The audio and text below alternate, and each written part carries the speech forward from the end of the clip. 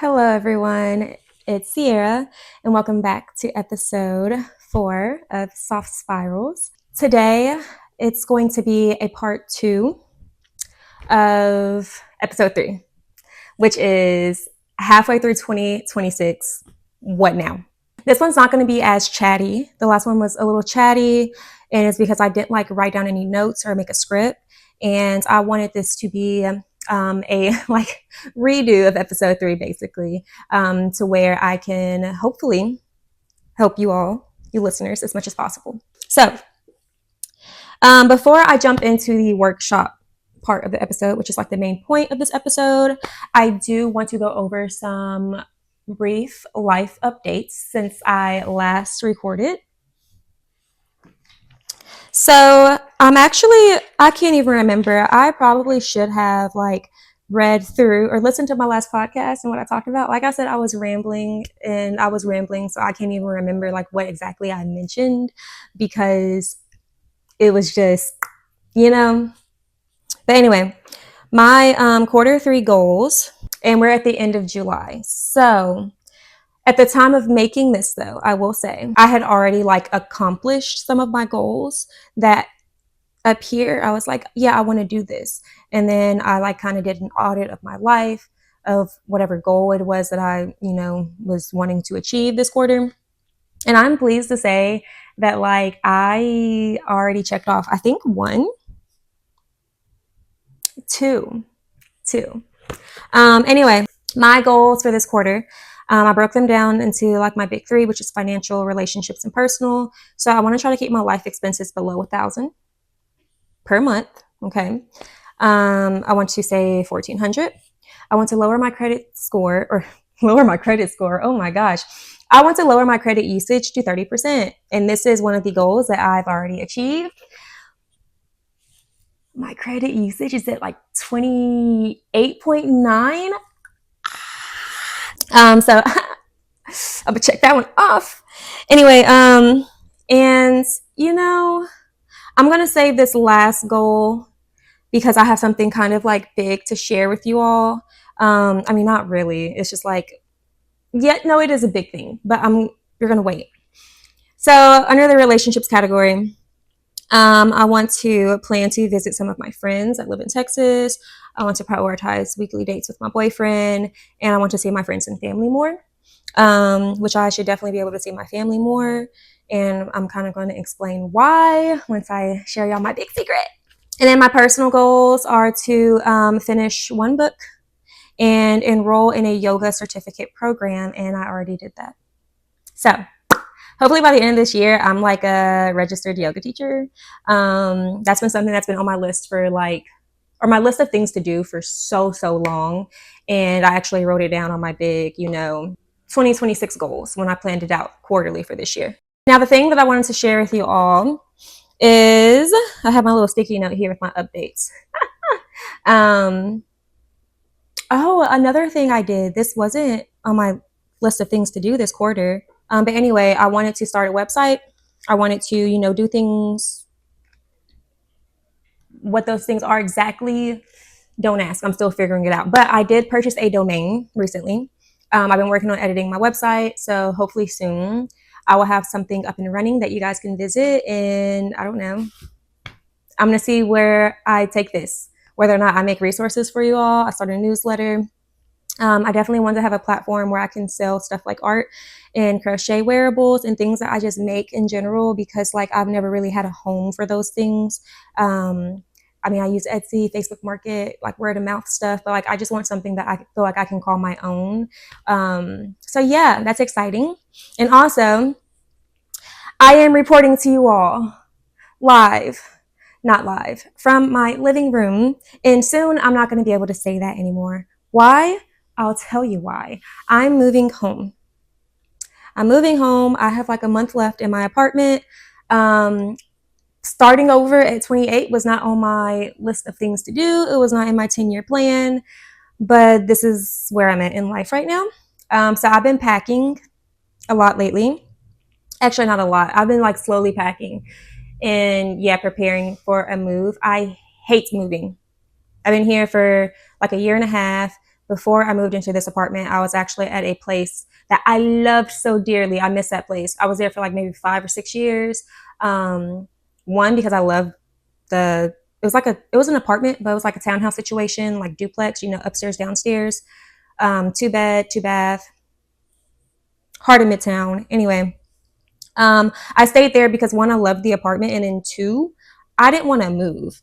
And that was like my first apartment where, and I'm kind of going on a tangent, but that was like my first apartment where I like actually moved in and like I had more space to like, kind of take over. So I acquired more things. I acquired more furniture. It wasn't like, I'm moving from a dorm room or like, your first apartment where you probably just have like a mattress on the floor and a couch, no dinner table, right? Like maybe 5 dishes. And yeah, like I have tables and couches and chairs and bar stools and bar carts and mirrors and decor and patio furniture and rugs and the bed frame and yeah, all that. Anyway, so I will probably talk about that later in another episode because it's not really relevant to um, today's episode. But I'm moving home with my mother, and one of my big goals.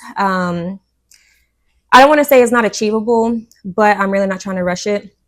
One of my big goals for this year / next year was to work towards buying a house. So that is why I am 28 years old and I'm moving home. I thought when I moved out at 18, I was never going back, but proved myself wrong. So let's get into today's episode. So yeah, like I said, episode 3 was very chatty, and I'm already great track record. Like I'm already just running my mouth right now already. But I'm gonna try to stick to my notes and my script. So think of today as more of like a workshop. I really want y'all to leave listening to this episode with a roadmap on how to navigate and tackle Q3 and Q4, the remainder of this year, 2026, and maybe even have like, the roadmap to navigate 2027. Okay. So today, I want you all to get your notebook. Okay. If you don't have a notebook, get a journal, get a piece of paper and a pen or a pencil, get your notes app on your phone. Okay. Just write something down. I'm going to walk y'all through this, I think, 7-step process. Yeah, 7-step process on how to plan your Q3 and Q4, aka the remainder of this year. This is the roadmap, okay? This is the roadmap for us to get our lives on track. Step 1 is to dream first. And I have a question for you all. If everything went well this year, who would you become by December 2026? Not how much money you'd be making, not how many boxes you will have checked off, but how would you feel? So I want y'all to think about how your mornings would look like, maybe what your evening, night routine is. What would your weekends look like? What would you tolerate or not tolerate? And lastly, like what habits would future you have implemented and instilled in your life? So, I'm going to prompt y'all to like pause this podcast and like write. But before I do that, don't go anywhere just yet. I do have like something that I listened to on another podcast, Hot and Unbothered. And I forgot the title of the episode. I think it was like rebranding your life or something. But anyway, Brianna Gomez is her name. She's the host of Hot and Unbothered. She mentioned something about doing a calendar rebrand, and I loved that. I don't know why I've never thought of that. I love daydreaming. If I could get paid to daydream, I'd be rich. Okay, that's all I do. I'm always just thinking. And basically, she said the calendar rebrand was like, think of what you want your life to be like. Who would you become? Who are you aspiring to be? And to write in your planner as if you've already achieved that level. And I love that idea. I think I'm going to start that. I'm going to start that probably like August 1st. I'm weird. I like to do things like at the beginning of the month on the 1st for some reason. I don't know. It symbolizes like a fresh start and change. So yeah. But I can definitely see myself writing in my like weekly desktop planner, my current life, my things to do in like black ink, and then just, I don't know, in another color writing, what I'd be doing 10 years from now. Ideally what I want my life to look like. I just thought that was like so cute, for lack of better words, kind of inspiring, a way of like maybe manifesting. So I'm definitely going to start doing that. And for example, these are some habits that I personally want to implement. And once again, I'm probably going to start this August 1st because new beginnings. But I want to put a time estimate on my to-do list. I feel like I've done that in the past, but I haven't been doing it as much lately.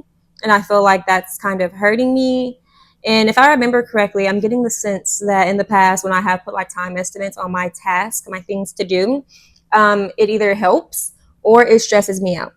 But I'm thinking that the times when it stressed me out, it was just simply because I put like way too many things on my to-do list that it was just impossible for me to do. And like I wasn't giving myself, any grace or allowing any time for myself. And so, yeah, I just got burnt out. That's the word.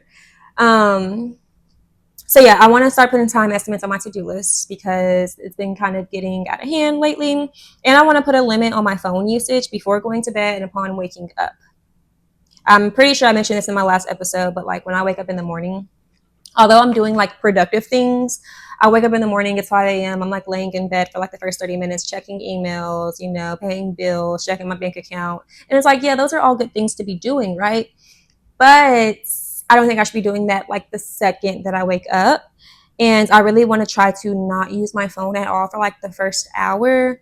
Go ahead and take some time to myself, make a cup of coffee, drink some water, get dressed, get ready for the day, just relax, be productive in that way. And then I can like spiral and, stress about this bill that's coming up, or I don't know, this thing that I have to do, or just looking at my agenda for the day. Like, I don't need to do that early, or I don't need to do that, right after I wake up.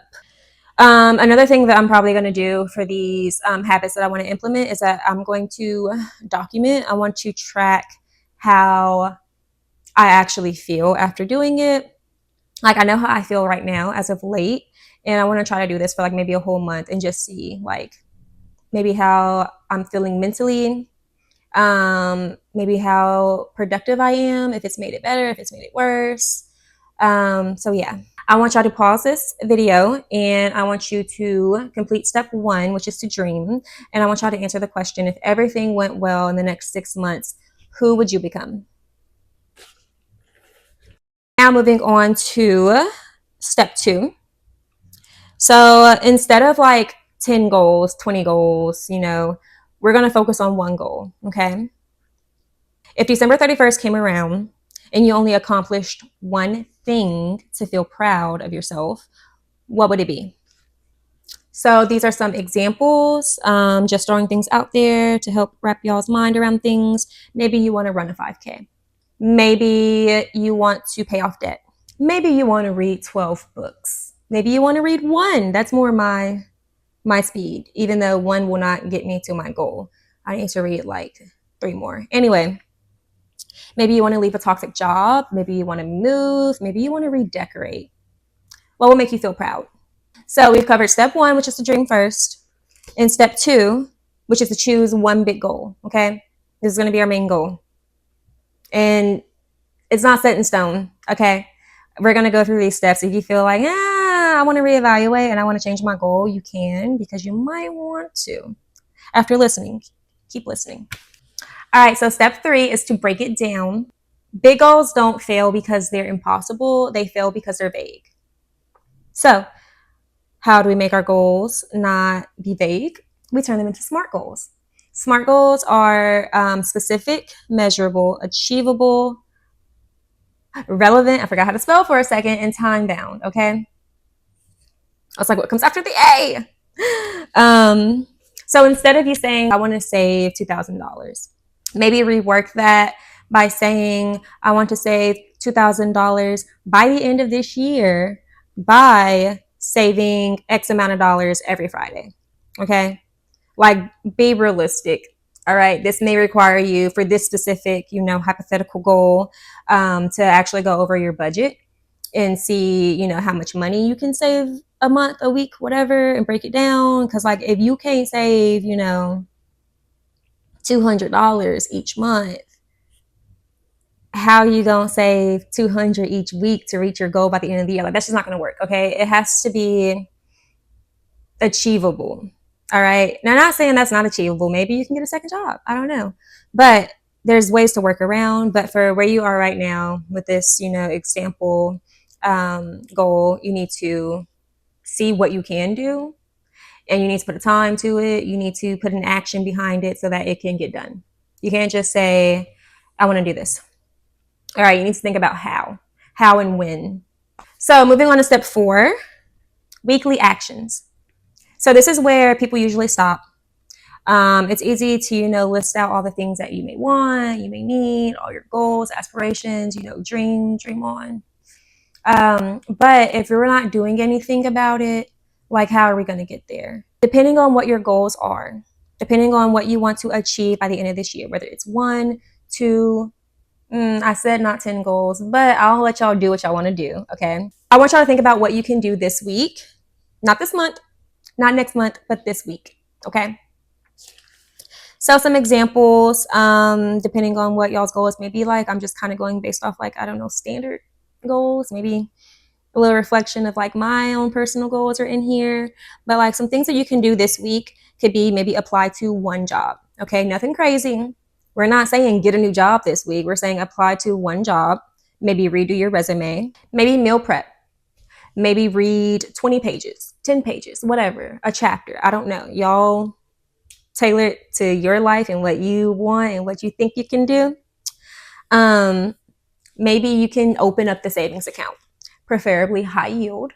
Maybe you can go outside for a walk twice this week, or you can finally clean that room or that junk drawer or that office or the car, whatever it is. Whatever probably gives you stress every time you open the door and look at it and needs cleaning, clean that. So I want y'all to pause this video and I want y'all to write down one thing that you can do this week. What is it that you want to achieve by the end of this year? And what is something that you can do this week to work towards that goal? Now, step 5 is to build goals around your actual life. Like I said, tailor this to, what y'all think y'all can do, what you have time for, what you want to do. But I'm going to help y'all kind of rework maybe like the hierarchy of needs, levels of importance in which you should work towards achieving these goals. So, and this is a lot. So I'm probably going to be like reading from my notes. But when you think about the dimensions of your well-being, those are your areas of growth, right? Those are the things that you need. You need to feel, satisfied in those areas in order to achieve ultimate happiness, okay? Or ultimate satisfaction in life. So instead of just saying your financial goals, your social or relationship goals, your physical or your health goal. And I mean, I'm preaching to the choir right now. I actually learned something for myself doing this for this podcast today. But my like goal categories for my personal goals this year were kind of like vague. And also I kind of just like made up titles that were kind of redundant just because I needed to fill up the space on the template that I was using. But like my goals were categorized in like financial, relationships, personal growth. I can't remember the other ones, like I think career or something like that. But anyway, I learned a lot by actually looking up the 8 dimensions of wellness. So these are the 8 dimensions of wellness. You have emotional, financial, social, spiritual, occupational, physical, intellectual, and environmental. I want to combine that with Maslow's hierarchy of needs, like really break it down for you all. So I don't know why I didn't think about like doing this beforehand, but I like it. And I think it can be beneficial. I don't know. I'm going to see. I'm going to test it out.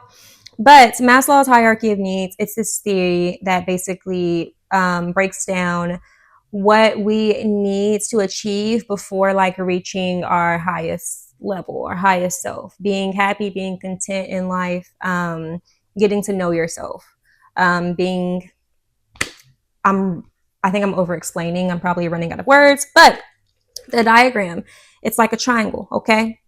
The first level, the base, the foundation is your physiological needs, right? Are you fed? Are you sleeping properly?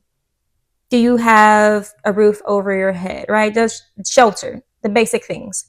As you move up the triangle, yeah, like my visuals, you have your safety and security. So this is whether or not you just feel, safe. Just, I'm kind of like,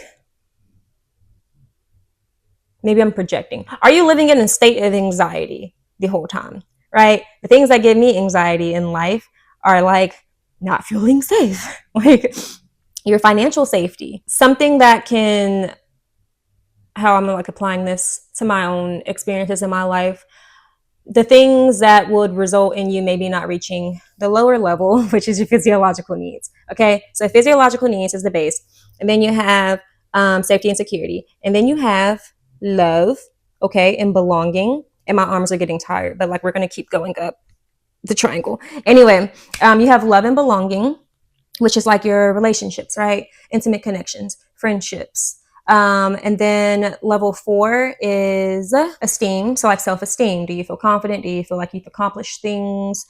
Do you feel like, I don't know, you're productive maybe? Like, are you doing work that's important? Do you like the work that you do? And then the last level, which is the tippity top of the pyramid of the triangle, is self actualization. So, like exploring creativity. I can't say that word for some reason. Exploring your creative self, okay? Maybe, your faith, your spirituality, being content with existing as you are in this world, and understanding yourself and understanding the world, and understanding that maybe there's not probably going to be like, I don't know, and being okay with that. That's the best way that I can explain it. That's how I interpret it. So, we have heard the 8 dimensions of wellness. I've walked you through Maslow's hierarchy of needs. So, depending on what your goals are, maybe, just maybe, you may want to reorganize maybe what you want your big goal to be based on where you feel like you're at in this hierarchy of needs. Because the theory is that you cannot progress to the next level without achieving the one before. So like you can't reach self-actualization if your physiological needs aren't met, if your sense of self and esteem is not met, if you don't feel like you have those friendships, those intimate connections, if you don't feel a sense of love and belonging, like you can't skip. Okay, it's like a ladder, right? You can't skip the steps. You're gonna be dangling. You're gonna be hanging. You might fall down. You're not gonna reach it. Okay, how do you skip steps on a ladder? That's a bad. It's been so long since I took like an English language arts class. I don't know what type of speech that was. Analogy? That's a bad metaphor. Simile? What's a simile? Simile. Oh my god. Anyway, I don't. Mm, woo. Anyway, so I reordered. I'm forgetting how to talk. So I've reordered the 8 dimensions of wellness in order of where they fit in. I need to stop doing this. I don't know why I'm doing this. I've reordered the 8 dimensions of wellness to where they fit in the levels of Maslow's hierarchy of needs. So the first one is physical wellness. Okay, that fits in that base level of physiological needs. As I'm going through this, like write down maybe 1, 2, 3 goals you may have for each dimension. Maybe not 3. Maybe just try to focus on one. Okay, I don't want this to be too much, and also like not saying we can't do it, but I don't want to put too much on our plates of like expectations and things you want to do in these next like now 5 months really. So let's be realistic. I want you to ask yourself if you're sleeping enough. I know I'm not. Ask yourself, are you eating consistently? I know I'm not, at least I haven't been as of late. And what movement do you actually enjoy doing? So I want y'all to forget punishment. Sometimes health and fitness goals is simply just taking care of your body. And I'm like, I feel like I'm being a hypocrite. But I do feel the difference when I actually do sleep enough, not 3 hours, not 4, not 5. I definitely notice a difference when I am eating good foods, not processed foods, not junk food, not dairy. I'm gonna go on a tangent. So lately, I'm lactose intolerant, and I ran out of lactate.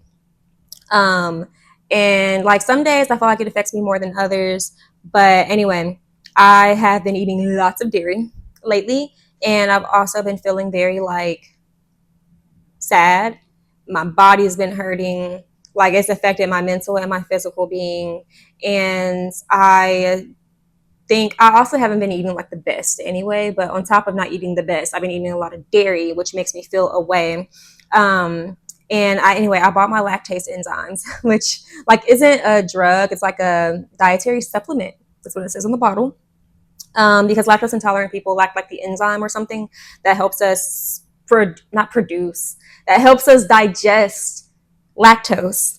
And so I think me going like a week or two eating dairy and not taking the lactose enzyme or whatever, like that just made my body feel like bleh. And I was like, it was not good. So drink your water, get your sleep, move your body. It can help. The second dimension of wellness is financial wellness. So that fits into Maslow's hierarchy of needs under the safety and security level. So I want you to ask yourself, what will make you feel more financially secure? And let's be realistic. Let's not say $3 million, even though I want to say that. What's one habit to start and what's one habit to stop? Your financial goal needs to have the behavior change behind it. So I know I keep saying this. I feel like I've been saying this since last year. I've been saying it all year. I need to automate my savings. Automate my savings. Pay me first, right? I don't do it. So that's definitely one habit that I need to start. One habit that I need to stop. Impulse spending. I'm working on it. I still do impulsively buy. But I will say I have noticed some improvement. I used to just buy anything and everything that I wanted, and now like I actually like leave the store sad because like I'm not able to get what I wanted to buy. But did I really need it? No. So I really want y'all to think about one financial habit that creates more stability in your life, right? For me, that would be, like I said, automizing my savings so I can actually get into that habit and actually build up my savings more and consistently. Because I don't know about y'all, but when money start getting funny, like that's the biggest, that is like the biggest cause of my anxiety. Like I could be getting evicted. I've never been evicted, but like also if I did have a bunch of money, why would I be getting evicted? Anyway, something crazy could be happening like that to where like I don't have a house or a place to live. But like if I got my money, like I'm straight. Like I'll rent an Airbnb, I'll get a new apartment, I'll get a new house, I'll go to a hotel. But like it sucks how like money rules the world. I feel like, um, and this might be a hot take, but people always say money can't buy happiness. Yes, it does. Yes, it does. And maybe I'm kind of proving that right now because Maslow's hierarchy of needs, we're trying to get to self actualization, right? We can't reach that if we don't have our foundation strong and intact. So if we're financially insecure, how are we going to move past that level? Okay, money can buy happiness. Why? Because money is going to put food in my belly. It's going to give me a roof over my head. It's going to allow me to do the things that I want. It's going to allow me to buy the things and experience the things that I want. And yeah, so not saying that money is like the most important thing, but it's an important thing, unfortunately. I wish we could just like barter and stuff. Like, let me make you like a washcloth or a dress, or let me make you a painting, let me paint your house, and like you just cook me a meal or like give me a cow or something. Those are the good old days. So the next dimension of wellness is emotional wellness. So this fits into Maslow's like safety and security and sense of self or like esteem. So when you're thinking about an emotional wellness goal, I want you to think about what helps you regulate stress. Maybe where do you need more self-compassion? So remember, we're forgetting punishment. Okay, we have to cut ourselves some slack. And I want you to think about what habits make you feel emotionally safe. Okay, that can be meditation. That can be like learning how to speak up, learn how to say no, That's actually something that I talked about with my therapist lately that I wanted to work on. Is like my communication, and I really feel like that will help me feel emotionally safe because like I'm not just like allowing things to happen to me or like happen around me, and like I can actually speak up and express when I'm feeling uncomfortable or I'm feeling away or I just in general need to voice my opinion about something. um so that is definitely an area that I need to work on. Yeah, sorry, whew, took me back. Anyway, what am I on? Is this like the third dimension or the fourth? Physical, financial, emotional. Fourth dimension is environmental wellness, and this connects to Maslow's hierarchy of needs by fitting into the safety and security. I want y'all to ask yourself, does your environment support the person you're trying to become? And what's one thing you can organize, clean, or improve? So this might be another hot take too. I'm going to kind of go on a tangent, but this was years ago. The way I used to manage like my mental health and my periods of depression, I would just frantically clean. I would frantically clean. I would reorganize, redecorate. Like I was doing things to make my space be like as upkept, as visually appealing, as clean as possible. And for me, that helped me. Not 100%, right? But it helped. And I used to hear all the time from various people like, no, you need therapy. You need to see a psychologist. You need drugs. Like, that doesn't help. Like, okay, yeah, maybe it's not going to cure depression, but your environmental space, your environment affects your mental health a lot. It even affects your physical health. Like if someone's just like in a dirty environment, you're probably going to be getting sick. Like, so yeah, that's slippery slope right there. But um I actually, so how I said I lived at my last apartment for like 5 or 6 years. I didn't move because one, I did like the apartment. I feel like I'm like I like it now because I left and now I'm like reminiscing and I was like, oh, it was good. But I also didn't move because I just did not want to move all of my things.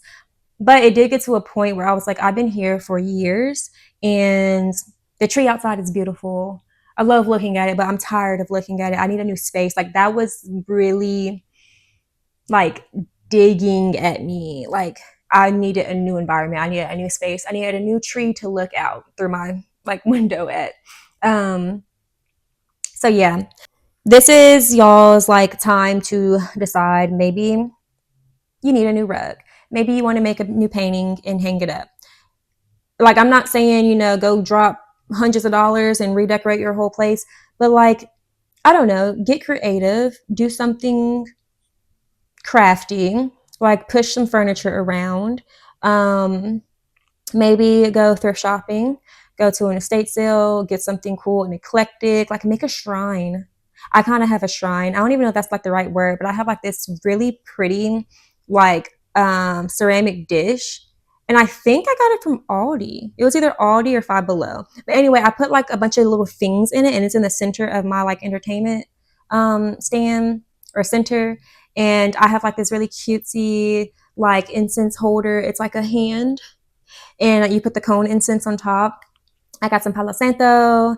I got some sage. I got like crystals and like random rocks. And that's like my like thing. And I have like this cute little bowl of like potpourri that I got from Hobby Lobby. And I don't know, it's like those little things that make me happy. So like it doesn't have to be, get a new couch, paint the walls, buy all this artwork. Like collect some stuff and curate it. Get a cute tray or just arrange it cute, just arrange it aesthetically pleasingly. I feel like I'm making up words. And create like an area. You can start off there.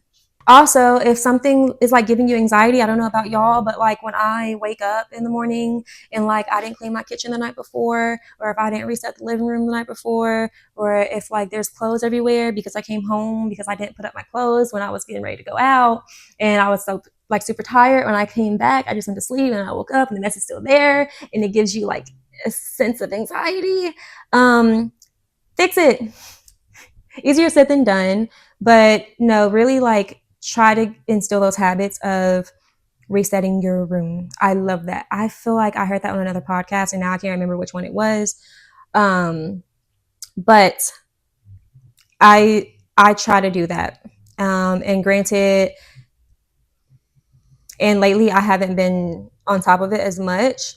But like if you're sitting in the living room and you're watching TV and you're like, I don't know, whatever you're doing, crafting, working, eating, whatever, before you get up and go to bed, you better put that remote in its home, put the pillows back, put the food in the kitchen at least, like get it off the table, and like reset the room. So when you wake up in the morning, it's not something for you to do. So your environment affects your mindset more than you think. All that to say. The next dimension of wellness is social wellness. And Maslow's connection is love and belonging. So I want y'all to ask yourself when you're thinking about your goal for your social wellness is who fills your cup, who drains it, what relationship deserves more attention, and what boundary would make life easier. This can be a hard one. Your goal, I want y'all to come up with a social wellness goal of one relationship to nurture and one boundary to create, or just like strengthen. Maybe you had a strong boundary, but like it kind of got carried away, started losing sight of it a little bit. Pick it back up, okay? Reinforce it. All right, we have 3 more. So occupational wellness, as well as emotional wellness that I mentioned previously, fits into Maslow's level of esteem. So when you're thinking about your occupational wellness, maybe a goal can be like one career step. So I want y'all to ask yourself, do you feel proud of the work you're doing? Are you challenged? Or do you want to grow somewhere else? Then we have intellectual wellness, which is kind of like the stepping stone from esteem to self-actualization. So I want y'all to ask yourself, what are you curious about? And what do you want to learn just because it excites you? So growth doesn't always have to have a paycheck attached to it. All right. You can do things just for you. You can do things just for fun or out of sheer curiosity. And honestly, I feel like everyone should have something that they just love because they're interested in. It may be completely unrelated to what you do for work. Hopefully you still love what you do for work, but like we all need that thing. Okay. Last one is spiritual wellness. And this connects to the last level of Maslow's hierarchy of needs. So I want you to ask yourself when you're thinking about maybe a spiritual goal, a religious goal, whatever we are, but what gives your life meaning? And when do you feel the most connected to yourself? So this doesn't have to be religious. It can be creativity. It can be nature. It can be meditation. It can be volunteering. Anything that grounds you. Okay. Now this is going to be a Soft Spirals bonus edition.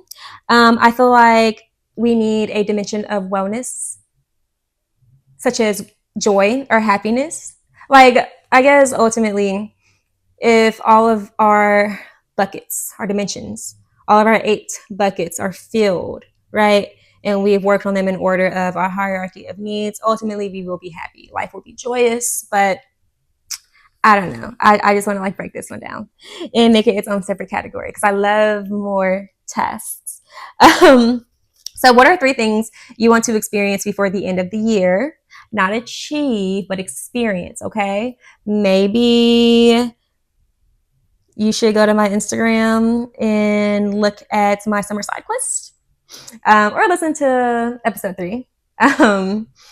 Also, about the side quest thing, I'm really thinking about trying to come up with like a list of side quests to do for each season. I think that will be like very, fun, minimal activity kind of, depending. I'll have like a mix of things in there. But I want y'all to think about what you personally want to achieve. And if you're just like, I don't know what I want to achieve, look up some stuff on Pinterest. Go on my Instagram, look at the list that I provided, pick one that you like, okay? So these become your side quests. All right, these are the things that you do just to do to make you happy. Now, so we just went through the 8 dimensions of wellness in order of, maybe the order of importance in which we need to work on them. I'm not asking you all to work on all 8 at once. That would be a lot. Maybe pick like 1 or 2 dimensions that need your attention right now.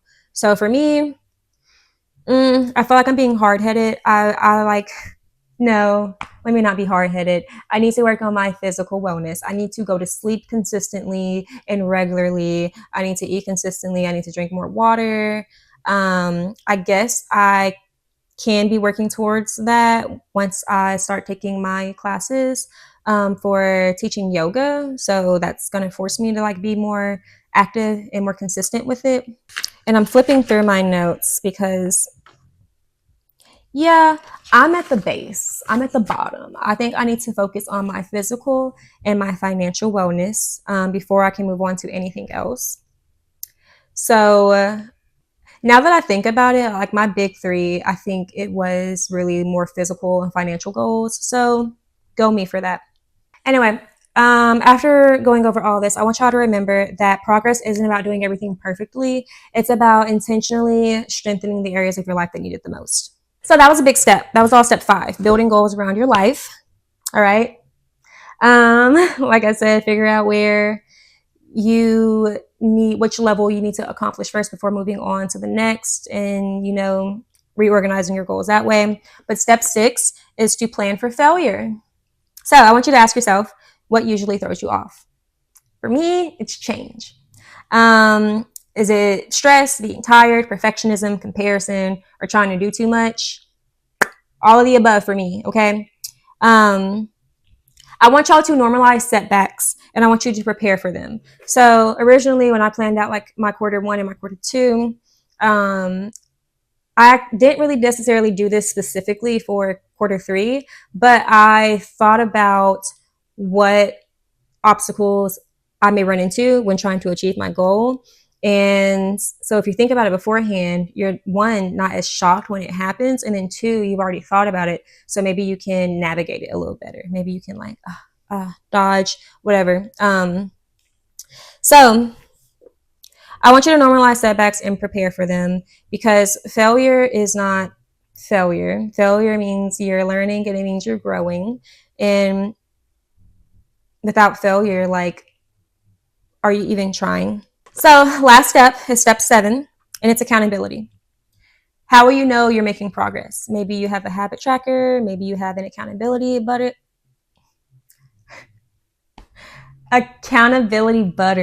I've been messing up my words so much. Maybe you have an accountability buddy. Wow. Maybe you want to journal, or maybe you have just a calendar. I don't know how self-disciplined you all are. I need someone to yell at me.